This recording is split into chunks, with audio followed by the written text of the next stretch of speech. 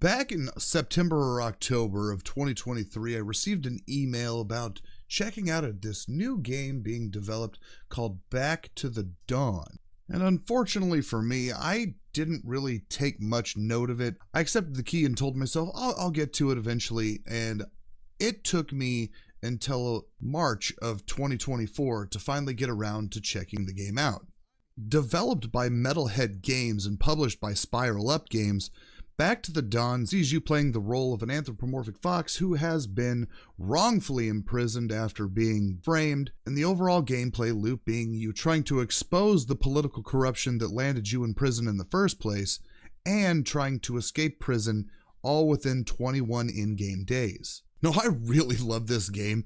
The art style is fantastic. I really love the art style. The characters are memorable.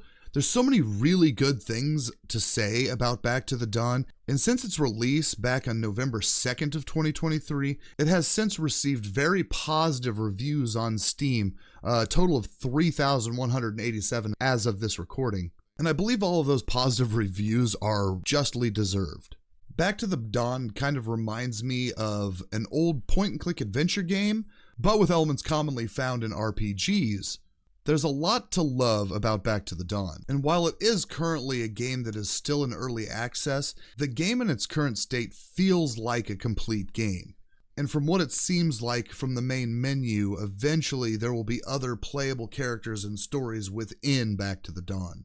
That being said, even though I received a copy of this game for free, I would love to find a way to support the developer, whether they come up with some sort of expansion-based DLC where you get more characters and more content. I would greatly support this game.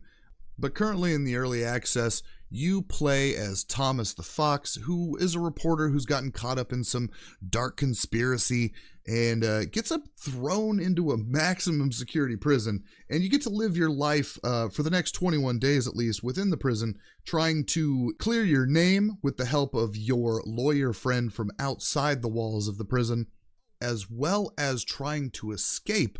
And during your time in the prison, you'll meet other characters. You get to select different gang factions within the prison that you could associate with, or you can just completely go solo and not have any gang affiliation whatsoever.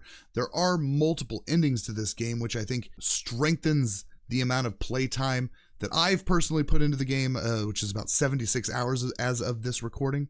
And as you can tell from the footage that's being played over the top in this video, I did stream this on Twitch, and there were numerous community members that have either wishlisted or have since purchased the game and are enjoying it themselves.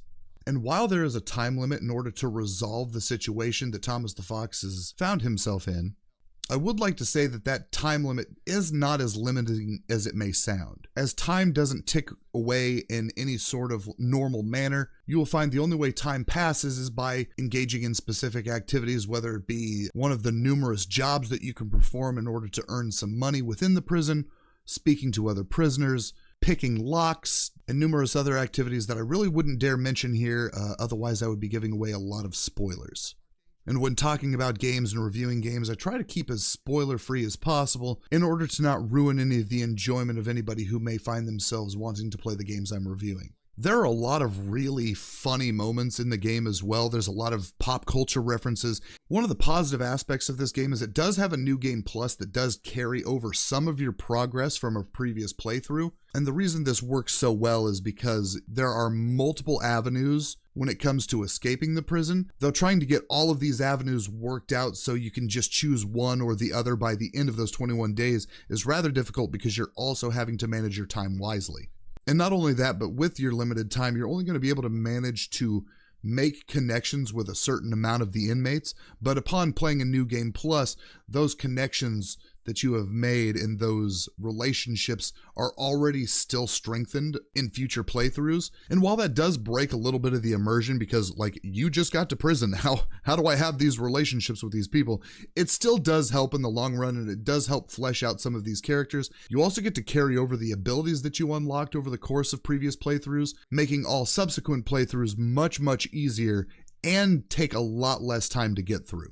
And some of these abilities being tied to the level of rapport that you have with fellow inmates. Between building relationships and picking pockets and getting on the good side of either some of the guards or gang members will all determine your overall progression through the game. And even though you currently only have one character choice in the early access, there are multiple endings and multiple outcomes based off of some of your choices, and oftentimes there's multiple ways to solve one problem, which makes this game surprisingly deeper than it seems to be on the surface. So if you're looking for a fun little indie game to pick up, it's currently $20 on Steam. Highly recommend checking it out, especially if you love RPGs, point-and-click adventure games, stuff with a little bit of strategy element, and maybe some inventory management. I can't recommend Back to the Dawn enough. And the developers have stated that they plan on raising the price once the full release of the game is out. So if you want to get it before release, I highly recommend it. They said the full release should be in about a year, so we're looking at November of 2024. Highly recommend picking it up before then, before the price goes up. If you'd like to hear more video game recommendations from me, let me know in the comments. And also if you want to hear more of my opinions and other content that I'm just throwing out there, feel free to like the video and subscribe to the channel where you get more content from me. I'm a little bit sporadic. I'm a little bit of an airhead. I don't get things out on any specific schedule. No promises, but I try to do my best as a family man. I've got, 2 kids, a house full of pets, and a house to maintain.